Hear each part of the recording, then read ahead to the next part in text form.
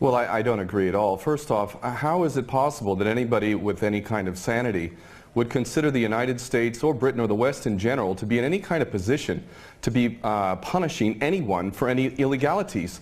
If we want to take a look at Iraq, there is at least 1 million, probably even close to 2 million dead. We invaded that country, destroyed it, created millions of orphans, millions of refugees, and never even so much as apologized for that.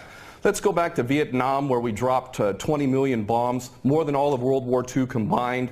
We have destroyed so many countries. We have tortured and killed and maimed and raped around this planet.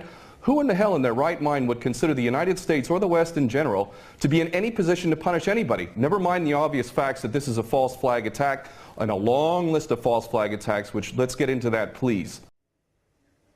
Well, we don't operate under international law. What we have is the color of law, the law of the jungle, in which the rich and the powerful basically determine what goes and what doesn't go. Iraq is a perfect example of that. Why isn't Tony Blair and George Bush rotting away in a prison cell for the rest of their lives? Because the law is not being applied. These are war criminals, and they should be in prison for the rest of their lives, if not executed, if their own rules were adhered to for their own crimes. Not only that, but we need to really understand the truth here. First off, all of these players, these politicians, are nothing more than puppets. They don't serve the people. There is no real democracy. They really serve the rich and powerful who run the world, and that would be the bankers who control the money supply. The bankers, of course, make huge amounts of money. Whether they make bad investments or not, wars are great for them, and ultimately they control the politicians, and that is why we see these policies.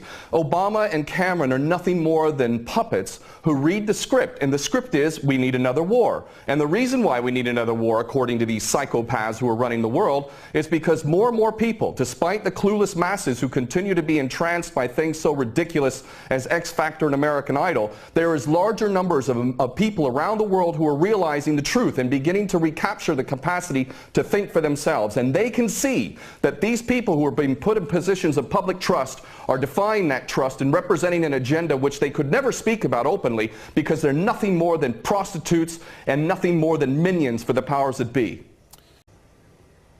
Well, the Greater Israel Project is all about destabilizing surrounding nations, ultimately in pursuit of this dream of Greater Israel from the Euphrates down to the Nile, all the way over to the Eastern Mediterranean. This is the dream of these psychopaths, and so destabilizing governments, creating sectarian strife is all part of that menu and all part of the design to create Greater Israel. So that goes, that's self-evident. But I have to go back to what this gentleman is saying in Washington, D.C. about America not wanting to get involved, or Obama not getting involved. What are you talking about?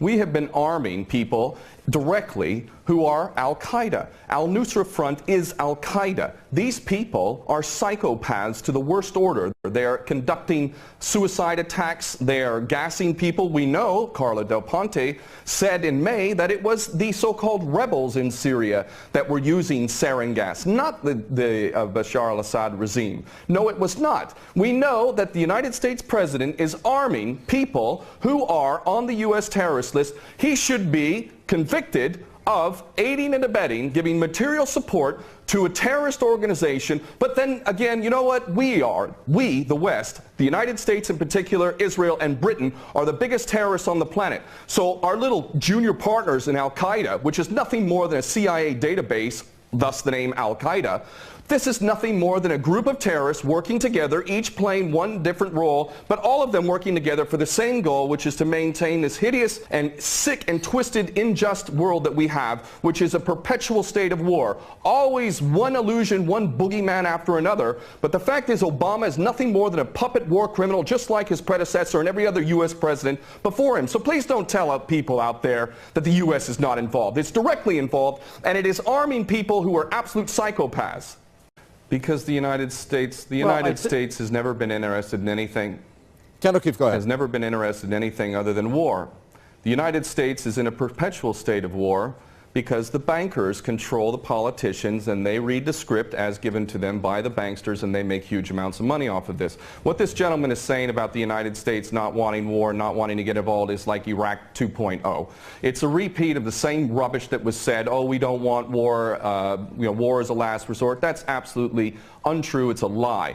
Those that are in government are nothing more than prostitutes who are carrying out the orders of those who are in charge of them, and those that are in charge want another war. And part of that that is what we discussed earlier, the Greater Israel Project, to destabilize any Arab regime which might have any kind of autonomy and self-determination. Any regime in the Arab world that is not an absolute puppet cannot be tolerated. And who are the nations that we target? Those that are not puppets. We don't target those like the Saudi regime, which is the biggest human rights violator in that region. It's cutting off people's heads in public, cutting off hands. It is the most grotesque regime on the planet, and yet we give that regime weapons and it's no problem whatsoever. The duplicity and hypocrisy of the United States and the West can't even be measured. It is so enormous. And these mouthpieces, such as this gentleman in Washington, is only doing a disservice to himself and his country. And the fact is that American sons and daughters will get involved in this yet again, and these chicken hawks who are pretending to care about the Syrian people are going to be sacrificing not their own sons and daughters. I would like this man to send his sons and daughters and his grandchildren off to Syria when this turns into a greater conflict, because this is what we're flirting with, is a world war, a third world war. This is not a joke. We are flirting with a third world war on the basis that apparently we care so much about the Syrian people, just like we care so much about the Iraqi people and the Afghani people. The only people that buy this sort of stuff are either bought-off prostitutes or the dumbest of the dumb. And we're also led to believe that Assad is the dumbest idiot dictator on the planet now, isn't he? Because he invited UN inspectors to come in, and he brought them in on the very day that they come in. He decides to attack his own people 10 miles away from where the inspectors arrive. This is beyond ridiculous, and the only people that buy this, again, are bought-off prostitutes or the dumbest of the dumb. Well, there's no question that they don't intend for limited strikes, and that's not going to do anything. They want to go in full scale. That's the plan. Of course, they'll use pretext to be able to justify the initial attack, and then they'll concoct more things to justify a greater involvement.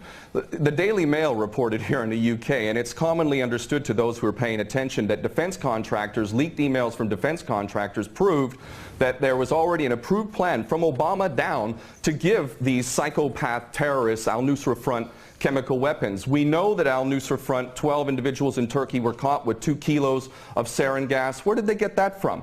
And this is, you know, clearly a false flag. We understand this to be true, and it's the only way that they could justify an attack at all. And I have to say, I'm happy that the gentleman in Washington mentioned Dempsey, General Dempsey of the Joint Chiefs, because I'll tell you what, more than anything else, it is the true American patriots, those who are sick and tired of having given up their life to basically serve the American dream, the American nation, the Constitution that they swore to uphold. It's those military men and women. It's you now. It's coming to you now. Are you a patriot or are you not? Are you going to let your nation descend even further into the chaos and corruption that has been so sick and so twisted that it's destroying American lives as well as the rest of the world, to the tune of 22 American servicemen a day who are committing suicide? Are you going to sacrifice more of your American sons and daughters for Israeli wars, for Zionist wars? Are you going to continue to do that because you are not a patriot? You are in fact aiding and abetting the terrorists you supposedly think you're fighting against.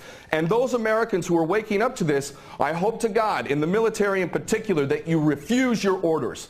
And this is why the people of America who are refusing to buy this nonsense, the overwhelming majority do not support any kind of attack on Syria. And in those in the military, I know that the powers that be are very, very frightened that high-ups within the military will refuse the orders. And I hope this is exactly what happens if an attack on Syria occurs. Very well. We're going to leave it there. Thank you very much, former U.S. Marine and war veteran there, Ken O'Keefe, talking to us from London. And thank you very much from the Senior Fellow at Center for American Progress, Lauren Korb, who spoke to us from Washington.